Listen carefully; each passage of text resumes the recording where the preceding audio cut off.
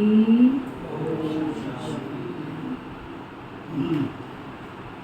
आज बाबा कहते मीठे बच्चे,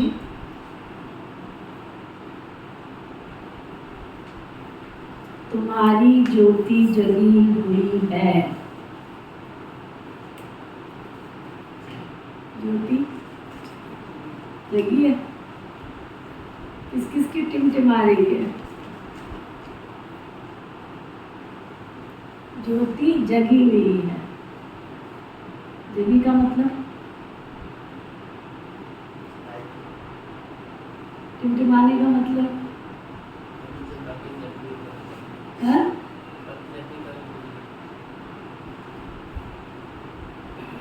तुम्हारी ज्योति जगी हुई है। ज्योति जगना अर्थात बृहस्पति की दशा बैठना।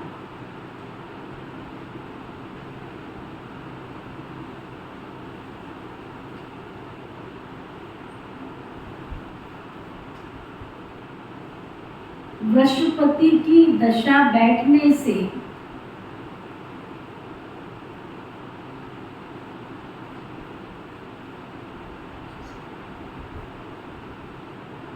तुम विश्व के मालिक बन जाते हो।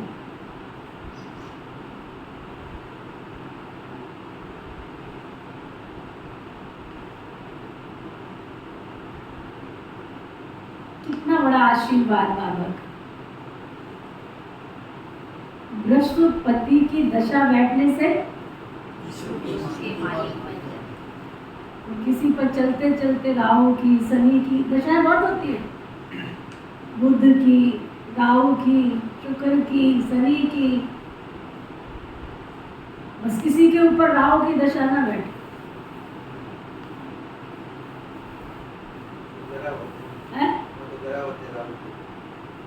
बुध की दशा, शुक्र की दशा, शनि की दशा, सबसे खतरनाक शनि और राहु। जब किसी ब्राह्मण आत्मा पर शनि और राहु की दशा बैठ जाती है ना, बुध वाला तो भी बेचारा बुध शुद्ध, बुध शुद्ध, बुध शुद्ध चलता रहता है, लुढ़क के चलता रहता है। कभी खुशी कभी गम में लुढ़कता भुड़कता चलता रहता है। शुक्र की भी ठीक है, थोड़ी बहुत आप के चल ही लेता है। कभी आ गया, कभी चला गया, कभी बैठ गया। लेकिन शनि की और अगर राहु की दशा बैठ गई, फिर उसे दुनिया की कोई ताकत नहीं है। भगवान का भी फिर कहता है, भगवान भी क्या कहता है कि ब्रह्मा भी उतर आवे ना तो इनकी तकदीर को लिख नहीं सकता। ब्रह्मा भी उतर आवे तो इसको सुधार नहीं सकता है। इतनी सख्त होती है शनि की और राहु की दशा कि ब्रह्मा भी परवश हो जाता है। फिर वो कहता है, बच्चे छोड़ दो, इसका ड्रामा में पार्ट ही इतना है, साक्षी होके देखो इसके पार्ट। और अब हम सब जो ब्राह्मण आत्माएं हैं,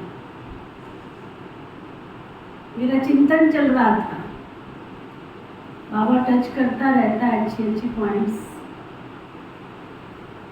कि अगर आपको ऊंची पहाड़ी पर चढ़ना हो, पर्वतारोही होते हैं ना तो रस्सी लेके चलते हैं साथ। अगर ऊंची पहाड़ी पर चढ़ना है, रस्सी पकड़नी है, तो गांठ वाली रस्सी चलेगी? चलेगी? चाहे कितने भी मजबूत गांठ लगा लो उसमें, चलेगी? पता नहीं। अंदर से आत्मा भी बोले ना, चलेगी?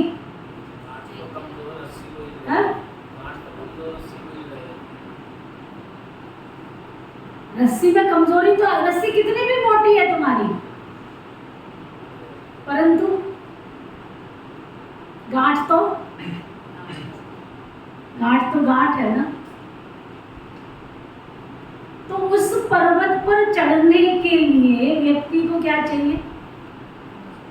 विदाउट गांठ वाली रस्सी चाहिए। अब अपने आप को कई बार बैठ के योग में चिंतन करना, चाहे आप सामने बैठे हो, चाहे ऑनलाइन मुरली सुन रहे हो, और चाहे बाद में सुनेंगे। एक एक ब्राह्मण आत्मा बैठकर चेक करना कि जब से मैं बाबा की बच्चा बना, कितनी गांठें लगाई हैं मैंने,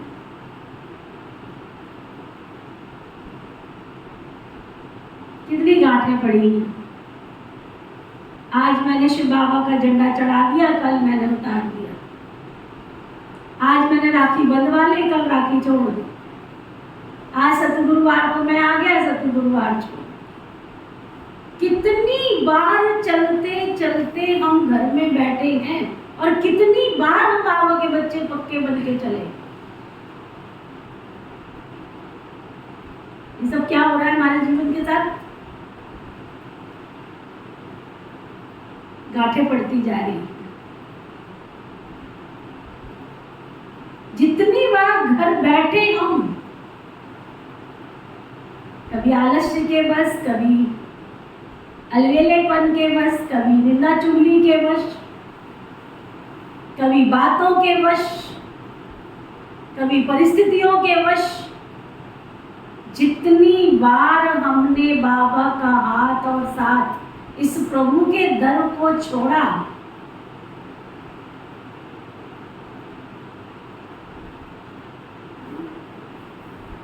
उतनी बार हमारे जीवन रूपी रस्सी में गांठ पड़ती जा रही है। छोटी बात मत समझना, छोटी बात मत समझना। बाबा की ये राखी अनमोल धागा है, अनमोल धागा। अब बांधो ना बांधो, बाबा की इतनी मुरलियां चली, ये धागा हमारी आत्मा को सशक्त करता है, शक्तिशाली करता है, हमको स्मृति दिलाता है। ऐसे ही थोड़ी रस्म रिवाज बनी हुई। अगर मैंने बाबा का बच्चा बनने के बाद इस धागे का महत्व भी तोड़ दिया, तो क्या रह गया जीवन में? रहीमन धागा प्रेम का मत तोड़ो चटकाए। आगे, टूटे तो फिर जुड़े नहीं, जुड़े तो फिर गांठ पड़ जाए। और वो गांठ वाली रस्सी जिससे तुम्हें दुनिया की समस्याओं को पार करके, परिस्थितियों को पार करके, इस पार से उस पार जाना है, पर्वतारोही बनना है, तुम्हें ऊंची मंजिल पे पहुंचना है। दुनिया में कहते हैं कि पांडवों ने इतना बड़ा महा संग्राम, महायुद्ध जीता, लेकिन जब स्वर्ग में जाना था तो कहाँ, किस रास्ते से गए थे? हाँ, कौन से रास्ते से गए थे? हाँ, पहाड़ों के रास्ते से गए थे। माना युद्ध जीतने के बाद भी तुम सोचो कि स्वर्ग में जाने का तुम्हारा रास्ता सीधा है? सीधा नहीं है, सीधा नहीं है। तुम्हें पर्वत की पहाड़ी पर चढ़ना ही है, धर्मराज की कचहरी को क्रॉस करना ही है। बाकायदा महाभारत में दिखा, नर्क दिखाया है, बाकायदा सजाओं को दिखाया है कि किस किस ने कैसे कैसे कर्म किए, उसकी सजा किसी की पल भर की थी, किसी की थोड़ी सी, किसी की ज्यादा, किसी की और ज्यादा, सब सजा भोग करके गए। युद्ध जीतना पांडवों के लिए कहते हैं भले कि पांडवों ने युद्ध जीता, लेकिन जाने के बाद, जीतने के बाद भी उनको भी धर्मराज कचहरी में तो जाना पड़े। नरक में सजाएं भोगने के लिए जाना तो पड़ा, क्योंकि किसी ने झूठ बोला था, किसी ने छल किया था। अब आप कहोगे लोग उन्होंने थोड़ी किया था, करवाया गया था। युद्ध जीतने के लिए वो जरूरी था। भगवान की ये ज्ञान की गुत्थी इतनी गहरी है ना कि अनजाने में किए हुए कर्मों की सजा भी प्राणी को भोगनी पड़ती।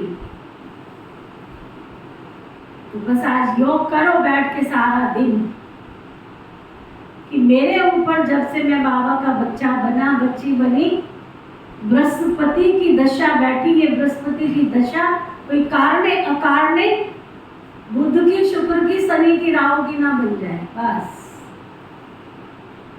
क्योंकि बुध की दशा हो, चाहे शुक्र की दशा हो, चाहे शनि की हो, चाहे राहु की हो, तुम्हें स्वर्ग में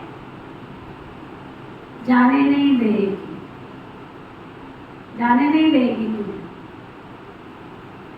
एक महात्मा जी बहुत अच्छा प्रवचन दे रहे थे। किसी ने उनसे पूछा,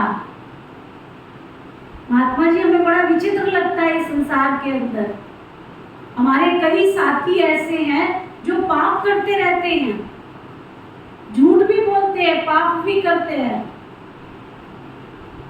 लेकिन फिर भी वो हमारे से बहुत सुखी है, फिर भी उनके पास बहुत धन संपदा है।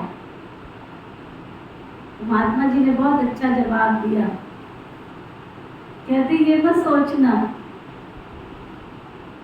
ये मत सोचना, तुम उनका वर्तमान मत देखो, उनके कुछ पुण्यों का फल उनको मिल रहा है, लेकिन पाप की सजा भी जमा हो रही है। और जब इकट्ठा हो जाएगा ना, तो ऐसा इकट्ठा होकर के बाहर आएगा कि उस पाप की सजा को भोगने के लिए उसके पास ताकत नहीं हो। इसलिए तुम्हें किसी को नहीं देखना है। वो कहते हैं ना दुनिया में ऐसा कलयुग आएगा, हंस चुगेगा दाना तिनका, और तुम कौवा जो मोती खा रहे उनको मत देखना। तुम अपनी हंस वृत्ति बना करके बृहस्पति की दशा को बनाए रखना, तो विश्व के मालिक बनेंगे। फिर बाबा पूछ रहे हैं, सतयुग में हर घर की विशेषता क्या होगी?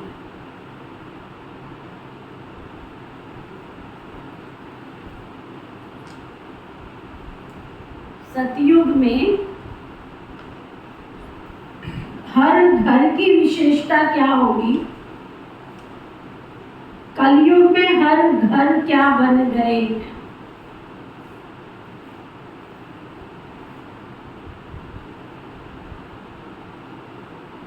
तो बाबा बता रहे हैं,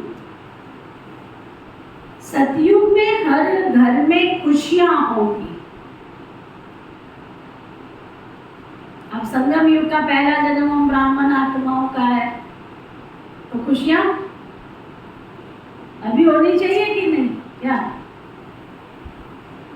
अभी होनी चाहिए कि नहीं? सबकी ज्योति जगी हुई होगी।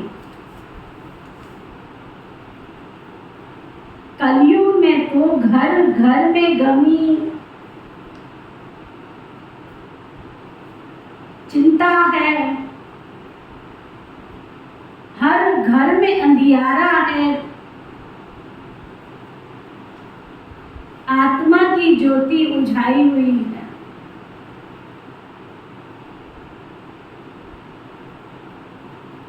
बाप आए हैं अपनी ज्योति से सबकी ज्योत जगाने।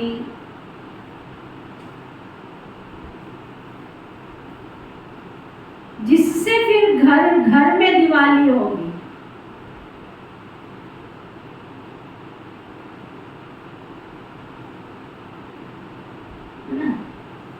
गीत है,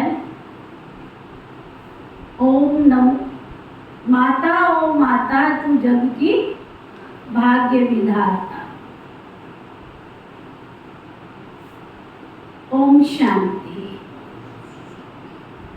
बच्चों ने माँ की महिमा सुनी। यूं वास्तव में उपमा तो एक की ही होती, माँ को भी जगत अम्बा बनाने वाला, जन्म देने वाला फिर भी कोई और है। ऐसी माँ को भी जन्म किसने दिया? कहेंगे पतित पावन परमपिता परमात्मा शिव ने दिया। फिर भी महिमा हो जाती है एक ही ज्ञान सागर पतित पावन परमपिता परमात्मा शिव बाबा की। वह बैठ बच्चों को अपना और अपनी रचना के आदि मध्य अंत का और पतितों को पावन बनाने का राज समझाते। ये तो बच्चे समझ गए हैं इस समय पतित राज्य है, जिसको रावण राज्य कहा जाता है। अभी दशहरा आता है ना, ये तो समझाया गया है। ये सब अंधश्रद्धा के उत्सव हैं। ऐसे तो कोई नहीं है कि एक रावण था फिर लंका थी। लंका सीलोन को कहा जाता है।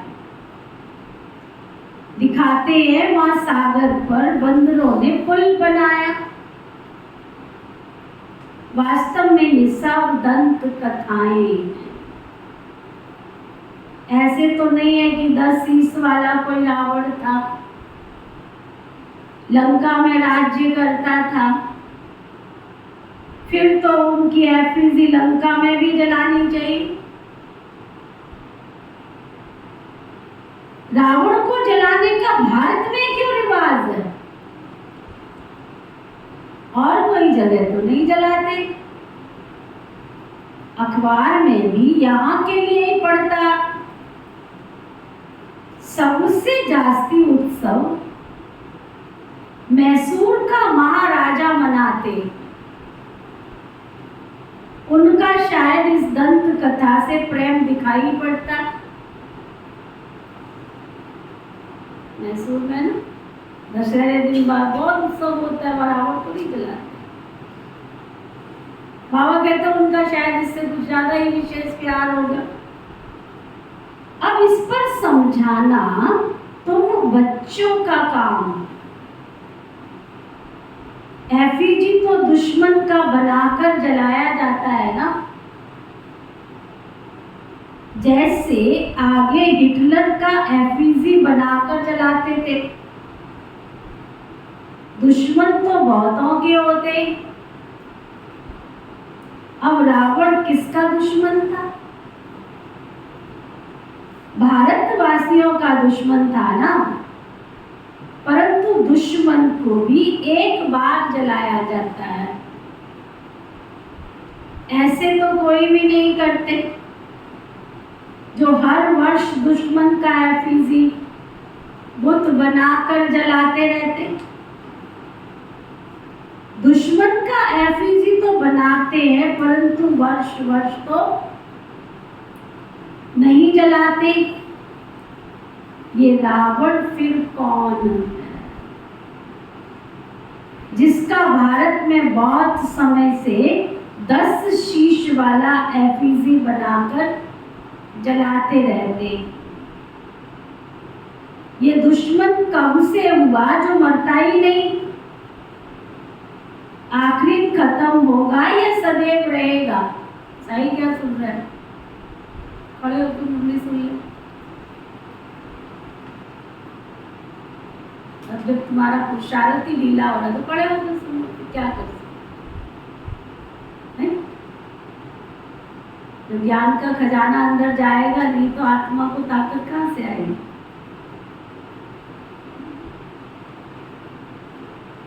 बाबा कहते ये दुश्मन कब से हुआ जो मरता ही नहीं? आखिर खत्म होगा या सदैव रहेगा? तुम बच्चे जानते हो भारत ही पवित्र था फिर भारत को ही रावण ने अपवित्र बनाया। अभी तो रावण राज्य है ना। अगर लंका का राजा था तो रानी भी होगी। तुम तो ये बातें मानेंगे नहीं। रावण अभी तक जीता है क्या? कुछ भी समझते नहीं। जीता है तो फिर उनकी एफिजी बनाकर जलाते रहते। एक बार जलाया फिर क्या हुआ? हर वर्ष जलाते रहते। तो तुम बच्चों को समझाना चाहिए। कमेटी के बड़े जो बनते हैं ना, जैसे मैसूर का महाराजा, वो बहुत मनाते, फॉरेनर्स को भी देखने के लिए बुलाते।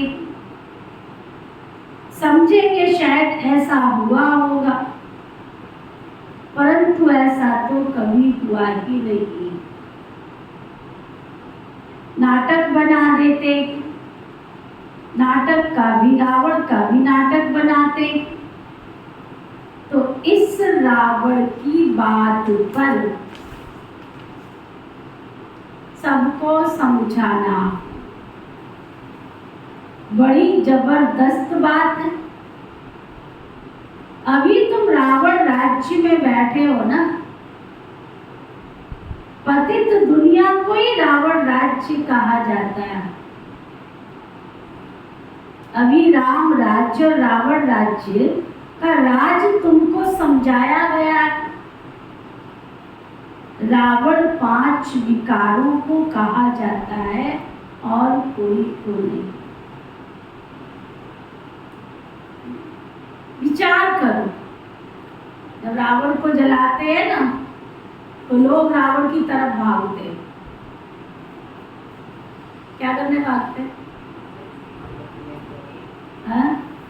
कि उसकी जली हुई लकड़ी में से एक लकड़ी हमको भी मिल जाए। तुमने जलाया ही क्यों उसको? जलाया ही क्यों? चलो, लकड़ी की तरफ भागते और लकड़ी को घर में लाके रखते हैं। तो तुमने क्या किया?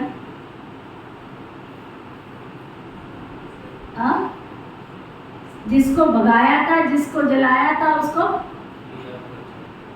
उसको घर में लाके फिर रख लिए। और जहां रावण होगा वहां पर तो लंका बनेगी ही बनेगी, और जहां लंका होगी वहां दुख तो होगा या शांति तो होगी। लेकिन कौन समझाए? कौन समझाए? है ना गहरी बात। आपके घर में कोई शरीर छोड़ता है तो उसके अस्थि कमल कह के उसको बहा के आ जाते हो कि दोबारा हमारे घर में। आपका बुजुर्ग आपको कोई कितना भी, दादाजी, आपके नाना जी आपको कितना भी प्यार करते हो तो भी उनके अस्थियों की को रखते हैं अपने घर में। उनके फूल कहते हो तुम अस्थियों को, उनको रखते हो अपने घर में। अरे तुमको इतना प्यार करते थे, फिर क्या हो गया? रावण तो दुख देने वाला था, फिर भी उसका अंश लाके घर में रखते। कितना बड़ा लॉजिक है हमारे दुखों का, हमारे अशांति का, हमारी समस्याओं का, कि हमने अपने घर में जिस रावण को जलाया था उसको दोबारा लाके रख दिया। बाबा कहते रावण है पतित बनाने वाला। तुम जानते हो ना 5 विकार जो कि इस समय सर्वव्यापी हैं, उनको ही रावण कहा जाता है। रावण के चित्र तो आगे दशहरे में निकले थे। इसमें तिथि तारीख भी डालनी पड़े। इस समय पतित का विनाश और पावन की स्थापना होती है। तुम पतित से पावन बन रहे हो, पावन बन जाएंगे, फिर रावण संप्रदाय को आग लग जाएगी। रावण खत्म हो जाएगा, फिर सतयुग में उसकी एफिजी नहीं बनानी पड़ेगी। सब पावन बन जाएंगे। आत्मा में सत्व प्रधानता की जब ताकत थी तो जागती ज्योत थी। पतित बनने से वो ज्योत बुझा गई है। आत्मा ही पतित बनी है ना, उड़ने की कोई ताकत नहीं। 5 विकारों से आत्मा आयरन एजेड बन गई है। ये जरूर समझाना है। आत्मा को जागृत करने वाला एक वेद का बाप ही है। यह तो सब कहते हैं ज्योति स्वरूप परम पिता परमात्मा आएगा। अब ज्योति स्वरूप तो तुम आत्मा भी हो, परम पिता परमात्मा भी ज्योति स्वरूप है। तुम्हारी आत्मा की ज्योति बुझ गई है, बाकी जाकर के जरासी रह गई। मनुष्य मरते हैं तो रात दिन उसका दीवा जलाते, दीवे की बहुत संभाल करते, घृत खत्म होता है फिर डालते। क्या क्या करते हैं फिर? एक की तो ड्यूटी लगा देते हैं, दीपक। बाबा कहते शिव बाबा ने आके तुम्हारी ज्योत तो जगाई, परंतु ये सदा चलता रहे तो वो व्रत क्या है? बाबा की मुरली। और जब ब्राह्मण आत्माओं को माया आती है तो सबसे पहले क्या करते? तुम्हारे घर में रिश्तेदार आए तो मुरली छोड़ो, तुम्हारे हारी बीमारी आई तो मुरली छोड़ो। जो बाबा की मुरली संजीवनी बूटी का काम करती है, बीमारी आई तो सबसे पहले क्या छोड़ते? जो संजीवनी बूटी का काम करती है उसको छोड़ दे। जो खजाने का मालिक बनाती है, रिश्तेदार घर में आए तो क्या? इसको छोड़ते हैं सबसे पहले, उसको छोड़। बाबा के घर को जहां से हमको सतयुग की बादशाही मिलती है, सबसे पहले किसको छोड़ते? और दुनिया के सारे काम करेंगे हम, है ना, सारे काम करेंगे, लेकिन बाबा की मुरली को ऐसे छोड़ देते हैं। बस आज ये काम था, आज रिश्तेदार था, आज फलानी जगह जाना पड़ गया था। अनेकों जन्मों की जो कमाई करने का साधन है, क्षण भर की कमाई के लिए हम क्या कर रहे हैं? यही ब्रह्मा की आंख में और तुम्हारी आंख में फर्क है। साहिब भी आज तुम्हें बहुत नींद आ रही, तू पूरा झूम रहा है। अब मैं मुरली में बोलूं बार बार, रिकॉर्डिंग तेरी जाती, मुझे क्या है? पूरा झूम रहा है। इतना समझाने की बात पे भी बंदा कोई झूमे तो क्या कहेंगे उसको?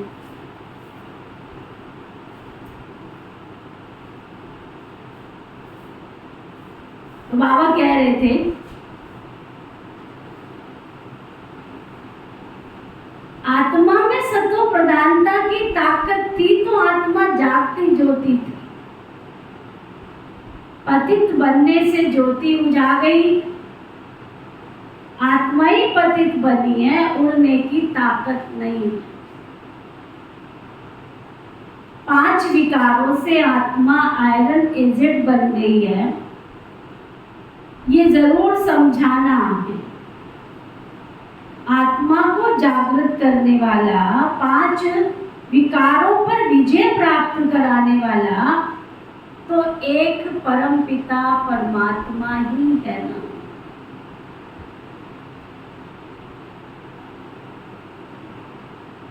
वही सबका ज्योति स्वरूप परम पिता परमात्मा। सब कहते हैं ज्योति स्वरूप परम पिता परमात्मा आएगा। अब ज्योति स्वरूप तो तुम आत्मा भी हो, परम पिता परमात्मा भी ज्योति स्वरूप है। तुम्हारी आत्मा की ज्योति बुझ गई है, बाकी जाकर जरासी रही हुई है। मनुष्य मरते हैं तो रात दिन उसका दीवा जलाते, दीवे की बहुत संभाल करते। बाप आकर सबकी ज्ञान से ज्योत जगाते। ज्योति जगी हुई कितना समय चलती है, वह तो रात को जलाते फिर घृत डालते जाते। तुम्हारी अब ज्योत जग रही है, जगते जगते फिर और जग जाएगी। काम क्या करना पड़ेगा? तुम बस घृत डालते जाओ। आओ वाह निंदा हो, स्तुति हो, जय हो, पराजय हो, लाभ हो, हानि, कुछ भी हो, बाबा का घर और बाबा की मुरली और अमृत वेला जो ब्राह्मण आत्माएं कभी नहीं छोड़ती है ना, मैं चैलेंज करके देती, उनकी आत्मा की ज्योत कभी नहीं बुझेगी। तुमने अमृत वेला भी छोड़ दिया, मुरली भी छोड़ दी, तो कोई गारंटी नहीं है कि तुम कितने दिन तक बाबा के बच्चे बन के चलोगे, कोई गारंटी नहीं। और देखने में 45 साल का अनुभव यही कह रहा है। पहले अमृत वेला छूटेगा, फिर मुरली क्लास छूटेगी, फिर सुबह से शाम में आएंगे, धीरे धीरे शाम को भी ओम शांति गुम हो गई। कहा भी आजकल शाम को वो भी गुम हो गई। फिर गुरुवार कर देंगे, थोड़े दिन के बाद 4-6 महीने गुरुवार भी ओम शांति। भी हम नहीं गुरुवार को आ सकते, समझ गए सत्यानाश की तरफ जा रहे हैं, इनकी आत्मा की अधमगति होने जा रही। जिस सतगुरु से तुम मिलने के लिए आए थे, जिस सतगुरु ने तुम्हारी आत्मा की ज्योत जगाई थी, उस सतगुरुवार का महत्व भी तुम्हारी लाइफ से निकल गया। उसके बाद ब्रह्मा कुमारी विश्वविद्यालय में कुछ भी शेष नहीं रह गया। लिख लो मोटे अक्षरों में, ये अधम गति की तरफ जा रहे हो। जिसको सतगुरुवार बाबा का भोग, बाबा के अमृत से प्यार खत्म हो गया, समझ लो वो आज नहीं तो कल, आज नहीं तो कल वो रावण की दुनिया में पैर रख चुका है। कब पूरा खींच लेगा रावण? मगरमच्छ क्या करता है? क्या करता है? पैर से पकड़ता है, पैर से पकड़ता है और धीरे धीरे पूरा की पूरा हप कर जाता है। तो ये भी रावण का एक रास्ता है। तुमने बाबा के सतगुरुवार की राखी का महत्व, सतगुरुवार का महत्व, भोग का महत्व, तुम्हारे जीवन से अगर ये इम्पोर्टेंस खत्म होती जा रही है, समझ लो तुम्हारा अंतरात्मा अधम गति की तरफ जा रही है। आज नहीं तो कल ये बाबा का घर और ये दर तुमसे छूटने वाला है, छूटने वाला है। ज्यादा समय नहीं चल सकोगे, ज्यादा समय नहीं चल सकते। कितना भी ऑनलाइन कर लेना, कितना भी तुम हो यूट्यूब पे मुरली सुन लेना, टीवी पे सुन लेना, पीस ऑफ माइंड पे सुन लेना, बाबा का घर अगर सतगुरुवार तुम्हारा छूट गया, बाबा के घर की मुरली और भोग छूट गया, तो मैं जीवन में कोई भी बचा नहीं सकता है। सब मोटे मोटे अक्षरों में लिख लो और जब घर में बैठोगे तो वो डायरी उठा के मेरे पास ले आना कि हमारी दीदी ने हमें चेतावनी दी थी। हवा का भोग हमारी दादी जान की अनुभव सुनाती है, जिस दिन से मैं बाबा की बच्ची बनी उस दिन से लेकर अमृत भी नहीं छोड़ा, बाबा की थाली का अमृत भी नहीं छोड़ा। और हम ब्राह्मण आत्माएं कहाँ जा रही है? वो ज्यादा दिन का मेहमान नहीं है इस घर में, जिसे बाबा के घर के अमृत वेले का और बाबा की मुरली का और गुरुवार के भोग का महत्व खत्म हो गया ना, खत्म। आप आज लिख लो, मोटे अक्षरों में लिख लो, ये माया ने उसकी उंगली पकड़ना शुरू कर दिया है, उसको खींचना शुरू कर दिया है अपनी तरफ। तो बाबा कह रहे हैं ज्योति बुझने में 5000 वर्ष लगता है, फिर बाबा आकर घृत डालते हैं। तुम्हारी ज्योति जगी हुई है, फिर धीरे धीरे कला कम हो जाती, ज्योति बुझाई जाएगी। तुम जानते हो अभी हमारी ज्योति जगती है, फिर सतयुग में घर घर में सोच रहा होगा। भारत की बात है ना, अभी तो घर घर में अंधियारा है, खुशी है ही नहीं। तुम बच्चे जानते हो, सतयुग त्रेता में हम बहुत खुश थे, खुशी मनाते थे, सभी की ज्योति जगी हुई रहती है, फिर थोड़ी थोड़ी कम होती जाती है। इस समय तो सबकी ज्योत बिल्कुल बुझाई हुई है, खाट पड़ी हुई है ना। बाप आकर के फिर ज्ञान का घृत डालते हैं, जिससे तुम फिर जागती ज्योत बन जाते, तुम्हारे ज्ञान चक्षु खुल जाते। तुम जानते हो, अभी हमारी सारी काया खलास हो गई है, राहु का ग्रहण लग गया है। तुमको काला होने में कितना समय लगता, शुरू से लेकर थोड़ा थोड़ा होते होते फिर माया का प्रवेश होने से तुम बहुत काले बन जाते हो। अभी तुम्हारे ऊपर राहु की दशा है, सबसे कड़ी है राहु की दशा। अभी फिर बृहस्पति की दशा बैठती, क्योंकि अभी विश्व का मालिक बनने के लिए तुम वृक्षपति, ध्यान देना, अभी तुम विश्व का मालिक बनने के लिए वृक्षपति गुरु द्वारा पुरुषार्थ कर रहे हो।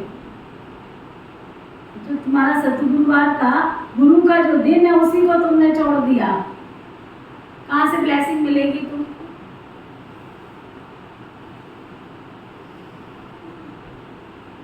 जो भोग भोगना काटने वाला है, तुम्हारे अंदर जा ही नहीं रहा, आत्मा को शक्ति कहां से मिलेगी? नहीं मिल सकती, नहीं मिल सकती। वह है अविनाशी गुरु, किसका? अविनाशी आत्माओं का। वह मनुष्य लोग आत्माओं का गुरु नहीं बनते, वह मनुष्य का गुरु बनते हैं ना। अभी बाप तुम्हारी आत्माओं का गुरु आकर बने। वृक्षपति परम पिता परमात्मा है ना, वह तुम समझते हो। अब हमारे ऊपर बृहस्पति की दशा है, क्या समझते हो? चेक कर लेना अपनी अपनी दशा। स्वर्ग के मालिक तो बनेंगे ही, अविनाशी सुख रहता है, परंतु उसके लिए पुरुषार्थ करना। हम सुख धाम के महाराजा महारानी बने, पुरुषार्थ तो हरेक को अपना करना है, चलता रहता है। ये है रुद्र शिव की पाठशाला, वो है ज्ञान सागर। तुम उनकी पाठशाला में पढ़ रहे हो। भगवान वाच, मैं तुमको राज योग सिखलाता हूँ। अविनाशी आत्माओं का अविनाशी बाप मैं हूँ। एक है जिस्मानी बाप, एक है रूहानी बाप। दोनों कॉन्ट्रास्ट भी बताना है। रूहानी बाप कब मिलते हैं? जिसको भक्ति मार्ग में सभी रूहें याद करती हैं। जिस्मानी बाप तो है ही विनाशी, आत्माएं तो विनाशी नहीं होती। तुम जानते हो, हमारा जो लौकिक बाप है, वह तो जन्म बाई जन्म हम बदलते आए। बाप बिगड़ तो बच्चे का जन्म हो नहीं सकता। तुम बच्चों को विशाल बुद्धि मिली है, तुम समझ सकते हो कब से हम दो बाप वाले बनते। सतयुग में तो एक ही लौकिक बाप होता है, उनको ही याद करते हैं। आत्माओं को उस रूहानी बाप को याद करने की कोई दरकार नहीं रहती है। आत्माओं को सतयुग में तो एक ही लौकिक बाप होता है, वहाँ शरीर भी गोरा मिलता है, प्रारब्ध भोगते हैं ना, इसलिए वहाँ बाप को याद नहीं करते। तो तुमको ये समझाना है भक्ति मार्ग में एक है विनाशी लौकिक बाप, वह तो दूसरे जन्म में भी मिलता है। तुम आत्मा तो अविनाशी हो ना, अविनाशी बाप को याद करती हो। कहते भी हैं परम पिता परम धाम का रहने वाला है। लौकिक पिता को कभी परम पिता तो नहीं कहेंगे। ये दो बाप का राज समझाना बहुत जरूरी है। रावण का राज भी समझाना है। रावण राज्य अर्थात पतित राज्य अभी है, इसलिए पतित पावन बाप को बुला रहे हैं। वह है अविनाशी बाप। दो बाप जरूर सिद्ध करने हैं। आत्माओं का भी बाप है, इसलिए पारलौकिक परम पिता परमात्मा को याद करते हैं। हर जन्म में लौकिक बाप और मिलता है, फिर भी उस रूहानी बाप को तो कितनी गहरी बात बाबा ने बताई कि लौकिक बाप तो हर जन्म में सबको अलग अलग मिलता है, लेकिन पारलौकिक बाप तो तुम्हारा बदलता नहीं है ना, वो तो एक ही रहता है। बाबा भी कहते हैं बरोबर तुम मुझे याद करते थे, हे परम पिता परमात्मा, कब तक तुमको याद करना है, फिर बाप कब मिलता है ये भी तुम जान गए हो। जब भक्ति का अंत होता है ना, तब भक्तों को फल देने बाप आते। बाबा ने समझाया है सभी भक्तों को मुक्ति जीवन मुक्ति देता हूँ। तुम जानते हो सतयुग में एक ही धर्म होता है, उनको वननेस कहेंगे। कहते हैं सभी मिलकर एक हो जाएं, परंतु सभी धर्म तो एक नहीं हो सकते हैं ना। जब एक राज्य हो जाता है तो पवित्रता सुख शांति सब रहती है। बाप भारत में ही आते हैं। राम राज्य भी भारत में था, अभी तो रावण राज्य है ना, इसलिए रावण को जलाते रहते हैं। तो दो बाप का राज समझाने से झट समझ जाएंगे। अविनाशी बाप तो जरूर है ना, नई दुनिया रचने वाला बाप ही है। नई दुनिया में बरोबर देवी देवताएं थे, फिर वही दुनिया नई से पुरानी होती है। नई दुनिया में कितने जन्म लेते हैं, पुरानी दुनिया में कितने जन्म लेते हैं, ये राज भी तुम बच्चे जानते हो। ऐसे भी नहीं कि 84 जन्मों के आधा होना चाहिए। 42 जन्म तुम पुरानी दुनिया में, 42 जन्म तो बाबा कहते नई दुनिया में नहीं लेंगे ना।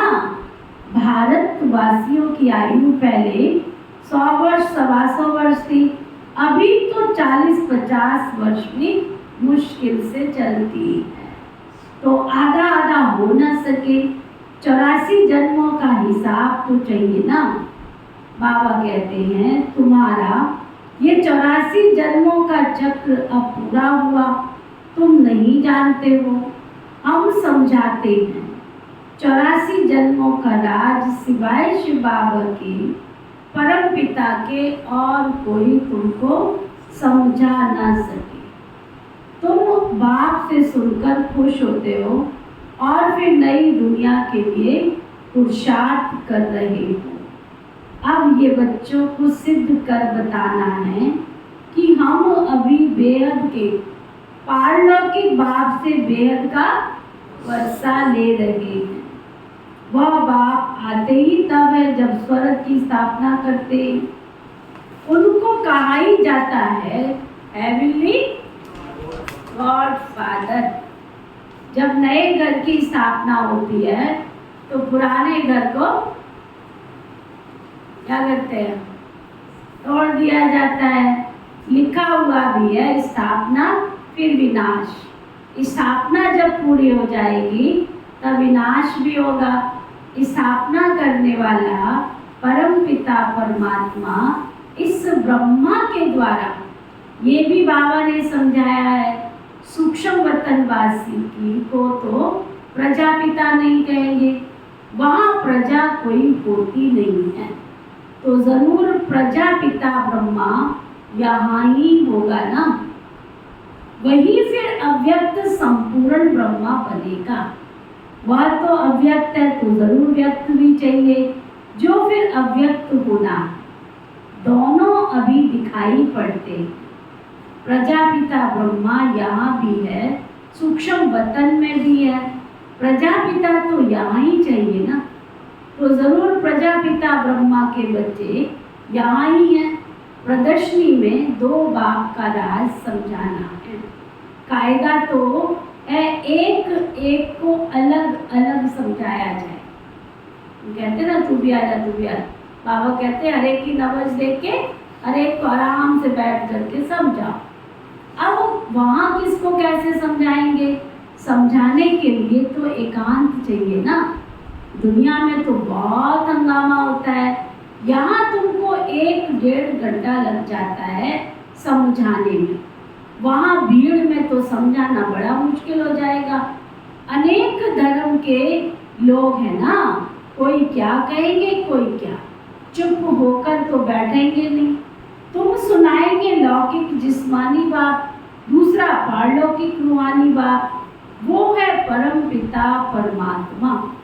अब ब्रह्मा के द्वारा स्वर्ग नई दुनिया की स्थापना हो रही है। नर्क का महाविनाश सामने खड़ा है, महाभारी लड़ाई है ना। बरोबर राजयोग भी बाबा सिखा रहे हैं। राजाई प्राप्त करने की, ये क्या है? क्या सुना? राजाई प्राप्त करने की। जब पाठशाला में एडमिशन ही बंद कर दो तो, हाजिरी लगना ही बंद हो जाए तो सर्टिफिकेट मिलेगा? ले लोगे 2 नंबर से, ऑनलाइन निकाल लोगे? ऑनलाइन चेक होगा? ऑनलाइन कैसे काम करेगा? ऑनलाइन तब काम करता है जब तुमने उसमें डाल दिया है। जब तुमने उसमें डाल दिया है तो ऑनलाइन काम करेगा ना। और जब तुम्हारे कनेक्शन कट हो जाए तो ऑनलाइन में भी क्या करते हैं? निकाल देते हैं उसको। तुम ढूंढ ही नहीं सकते हो, ढूंढ ही नहीं सकते हो उसको। तो इसलिए धोखे में नहीं रहना। हम तो घर पे बाबा को याद कर लेते हैं। पहले अपना सर्टिफिकेट चेक करना, सर्टिफिकेट मिला। इसलिए बाबा की मुरली चलती है 3 सर्टिफिकेट, लोक पसंद, प्रभु पसंद और स्वपसंद। तुम अपनी पसंद से पुरुषार्थ कर रहे करते रहो। डिवाइन फैमिली से तुमने लिया है अधिकार, शिव बाबा से लिया है अधिकार, नहीं लिया तो कैसे मिलेगा? चलो कोई बात नहीं, हर एक का ड्रामा में पार्ट। बाबा कहते बरोबर ये राजयोग भी है, राजाई प्राप्त करने की गीता पाठशाला। भगवान बाप सभी को 2 बाप है। श्री कृष्ण को सभी आत्माओं का बाप तो नहीं कहेंगे ना। आत्माओं का बाप परम पिता परमात्मा कहते हैं।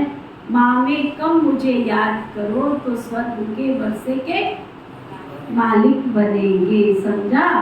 अच्छा, मीठे मीठे सिकी लदे बच्चों प्रति मात पिता बाप दादा का याद प्यार और गुड मॉर्निंग।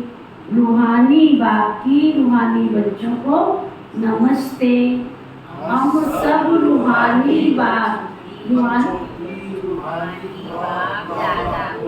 दिल व जान सिख व प्रेम से नमस्ते नमस्ते नमस्ते जी।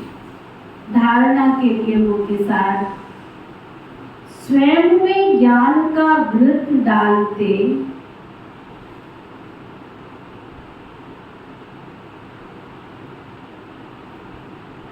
स्वयं में ज्ञान का घृत डालते सदा जागती ज्योत रहना।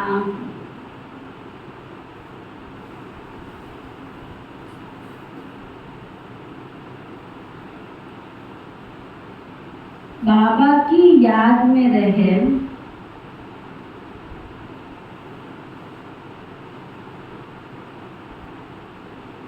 बाबा की याद में रह क्या करना है?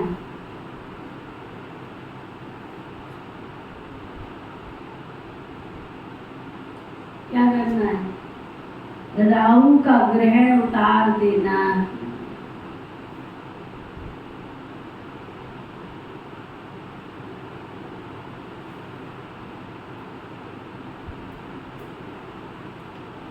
रूहानी और जिस्मानी दो बाप हैं।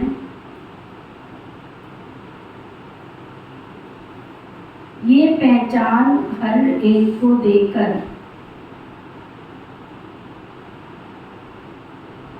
बेहद के वर्षे का अधिकारी बनना है।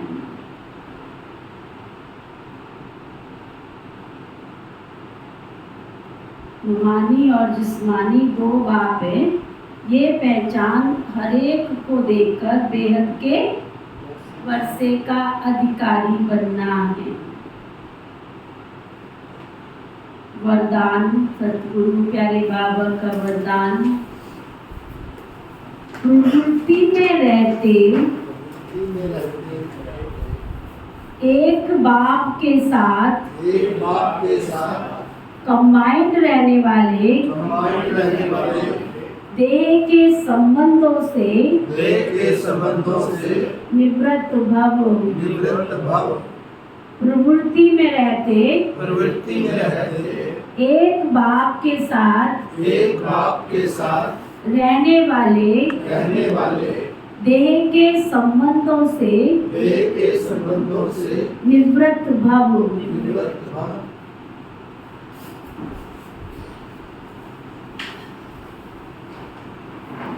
प्रवृत्ति में रहते एक बाबा के साथ कंबाइंड रहने वाले देह के संबंधों से निवृत्त भव।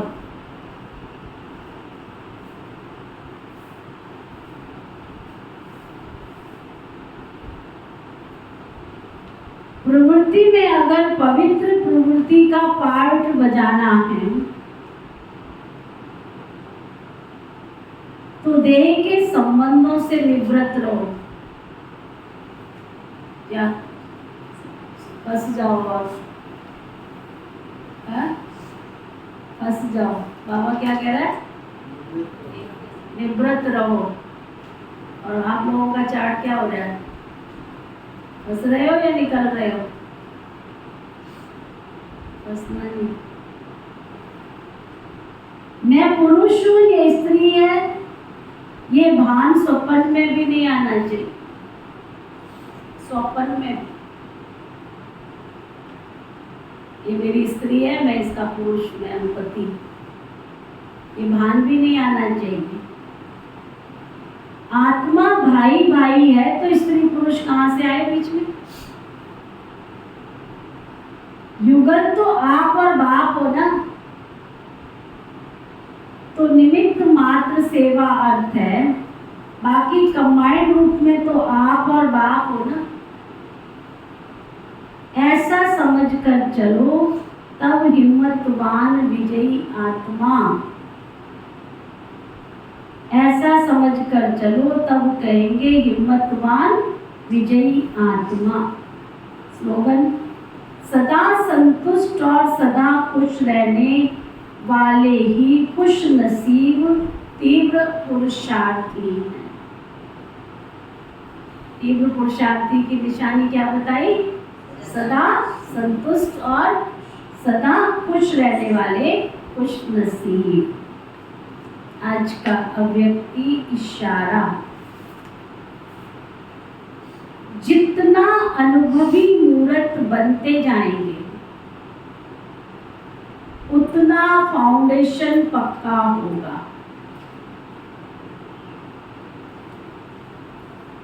हर किसी भी प्रकार के विघ्न व समस्या खेल के समान अनुभव होगी। कोई भी सीन सामने आती है तो ड्रामा के हिसाब से सब खेल ये स्मृति रहे तो कैसी भी समस्या में स्थिति एक रस अचल रहेगी, हलचल में नहीं आएगी। ओम शांति शांति। कल रविवार है, सभी को क्लास में उपस्थित होना अनिवार्य है, क्योंकि प्रोग्राम से पहले कल ही हम संगठन में आपस में मिल पाएंगे। तो इसलिए कल की क्लास में चाहे ऑनलाइन सुन रहे हैं, चाहे बाद में मुरली सुनेंगे और आप सभी जो बैठे हैं, कोई भी कारण बना के मुरली मिस नहीं करनी है। प्रोग्राम के निमित्त विशेष अपनी शुभ भावनाओं का हमें सबको मिलकर योगदान देना है। और प्रकृति के साधन जब बन जाते हैं तो वो भी हमसे प्यार मांगते, खुशी मांगते। सोलर सिस्टम लगभग कंप्लीट हो गया है, लग गया है। कहने को 4 दिन थे, लेकिन समय प्रति समय नई नई टेक्निक्स आती हैं तो समझ में नहीं आ पाता है। तो अभी लगभग तैयार हो गया है। उसके निमित्त भी हम बाबा को प्यार से भोग स्वीकार कराएंगे कि बाबा ने इतना बड़ा साधन प्रभु अनुभूति भवन को दिया है, तो हम सब मिलकर संगठन में हमारा फर्ज है सूरज देवता की एक चीज़ प्रभु अनुभूति भवन को गिफ्ट मिली। गिफ्ट ही कहेंगे ना, शिव बाबा ने हमको गिफ्ट ही दिया है ना, चाहे सबके सहयोग से है, सबने बूंद बूंद सहयोग डाला है, लेकिन मिला तो सूरज है ना। तो ये भी एक बहुत अच्छी बात है और हर बात में कल्याण होता है। हमने सिस्टम लगाया तो सिर्फ नीचे वाले को हमने उसका कनेक्शन दिया था, लेकिन ऊपर वाला कहता है मैं क्यों रह जाऊँ।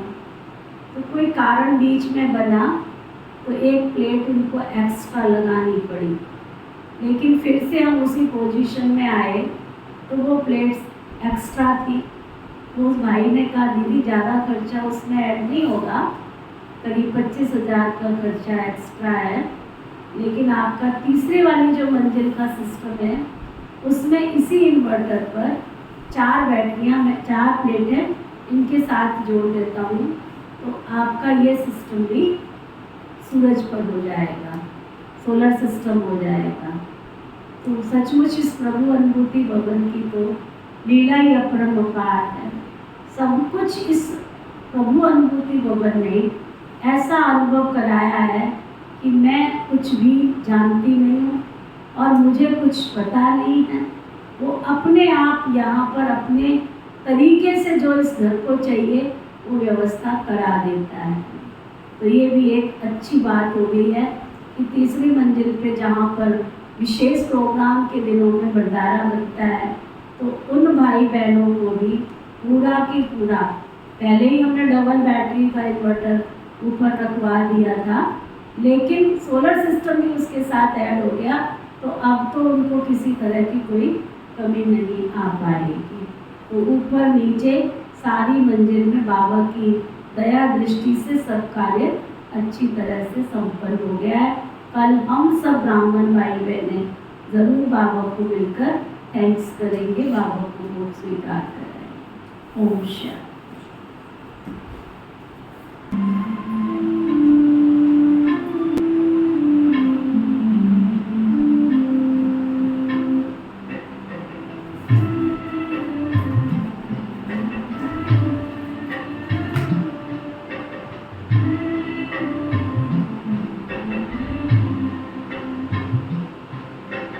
दया